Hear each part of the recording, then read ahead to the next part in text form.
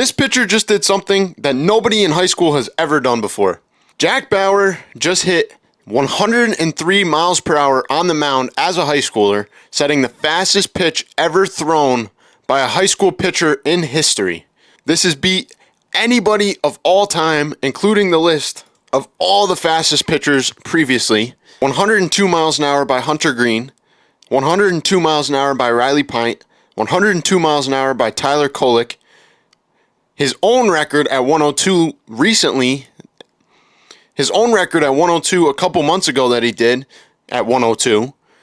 Chase Petty at 102, and Cole Phillips at 101, Miguel Cime at 101. Absolutely crazy. He's a left-handed pitcher. The only other lefty, aside from Aroldis Chapman, that has thrown 103 miles an hour in the MLB is Tariq Skubal, who did that a few days ago. So you have a high schooler throwing the same speed as the reigning AL Triple Crown winner.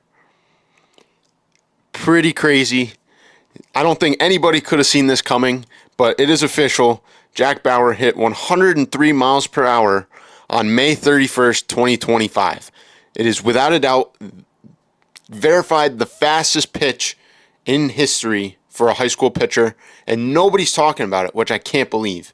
But here he is. He went 3 innings, 8 Ks, no runs, and he just recently had his fastball get graded out at 80.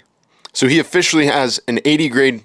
So he officially has an 80 grade fastball. I think well deserved. I mean, not a lot of lefties can even touch triple digits, let alone 103. But he's officially the fastest high school pitcher of all time. Was already the fastest high school lefty pitcher of all time. And I can't believe it. 103 miles an hour out of a high school kid is just absurd. I thought 100 miles an hour out of a college kid is absurd. Nonetheless, now we're talking almost the fastest pitches of all time out of a high schooler. This guy could potentially be a candidate to hit 106 when he gets into the professional ranks. He's still only 18 years old, so much time to grow, develop, and get better. He still needs work on his pitch arsenal. As you can see, it graded out at his slider 55, which is good. Changeup at 50, which is good. Control is still lacking a bit, so the better he gets his control, the better he's going to be. And I think that's the one thing that's limiting his draft stock right now, as he's ranked at 37th. So I can't believe nobody's talking about it, but he posted it himself last night that he sat in his outing at 97 to 102, topping out at 103 miles per hour. And you look at this, that is a fuzzball, no doubt about it. So I can't believe nobody's talking about it. 103 is just ridiculous. It doesn't show all of his stats on here, but he's what has shown up on Max Preps. He threw 6 innings and had 17 strikeouts and walked 4. So, it's really not that bad. I think it's pretty nuts to think that in 6 innings he has 17 strikeouts. But, I mean, that means he only let up one batter that got on base or, didn't strike out to get out. So, I mean, obviously it's been a crazy progression, as last summer, we talked about this last time when he hit 102, but he hit 95 miles per hour in last July. So a year to date, going from 95 to 103 is pretty nuts. But, I mean, in all fairness, Tariq Skubal out of college only threw 88, and now he's one of the fastest left-handed starting pitchers in baseball. That's also kind of interesting to think about. But let's deep dive into this again. Hunter Green, he was kind of regarded as the fastest ever. 102 in 2017. Still way ahead of his time. Nobody was really touching triple digits back then. Riley Pint, 102 in 2016. Both of these two were kind of mythical creatures when I was younger. Looking at what they were doing, I was like, how the heck are they throwing 100 miles an hour? I didn't know about Tyler Kolek, but I guess he also threw 102 miles an hour in pre-draft workouts. Jack Bauer, obviously the guy we're talking about today, 103 miles per hour, and recently was 102 and took the nation by storm with hitting 102. Chase Petty, 102. He just got called up to the majors for the Reds, struggled a little bit. He'll be back. He's really nasty. I don't know if we'll see 102 out of him anymore. He's been like high 90s, but still hit 102 in high school. Then you got Cole Phillips. He's coming back from Tommy John surgery. He was up to 101. And then Miguel Cime, who's also a high schooler right now, is 101. That dude is a unit, throws fuzz, and is really, really good as well. So I think it's cool to see like how his mechanics evolved over time. This was 2 years ago when he hit 95. This is last year when he was up to 95. And then this is this year when he hit that 102. I wish I could find some footage of this 103. He did post that video. I'm hoping that's the one where he hit 103, but I'm not positive. Still really, really cool.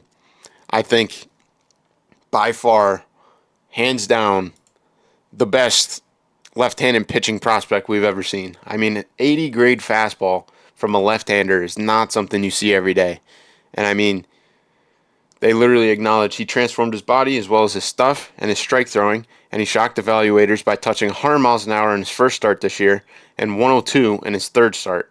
No high school lefty has ever clocked a fastball that hard, and very few pro southpaws do as well.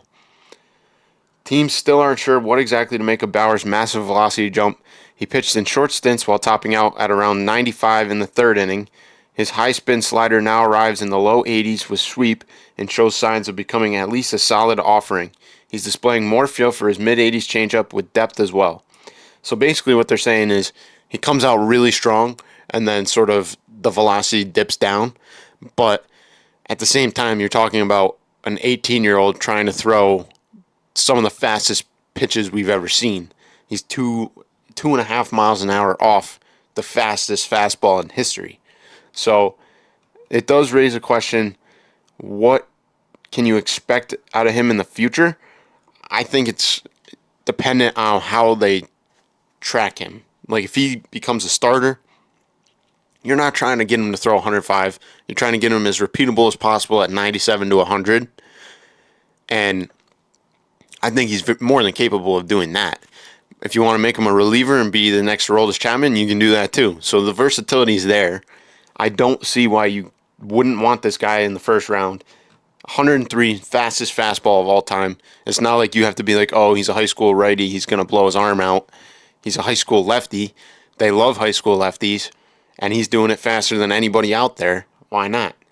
I mean, I don't see why he's only ranked 37th. I know he hasn't thrown a ton. I know he's still very raw, but he's 18 years old in the draft and very capable of becoming something that, I mean, he could be a generational arm at this rate. 103, he's already generational velocity for high school. There's no doubt that it's in there. I mean, he's warming up at 95 right here. Like the most casual 95 of all time.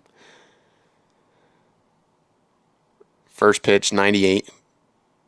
Next pitch, 98. This is actually pretty cool. I never saw this footage, so this is worth watching. 96. So, like, yeah, he's going to give you 97, 100-ish as he gets bigger. I mean, it's not fair to say, oh, 18-year-old's reached his genetic capabilities and that's all he's going to give you. I mean, 18-year-old me versus 23-year-old me is a huge difference. And I can only imagine for everybody else that would be the same. So, I mean, I don't necessarily love his arm action. I think it's a little but it comes out hard. So, what am I to say? He's 6'3", 195 pounds. He's going to make it work. He's going to be a big-time arm for a long time to come. And as long as he gets in a system, it's more important that he gets in a good system that'll develop him right.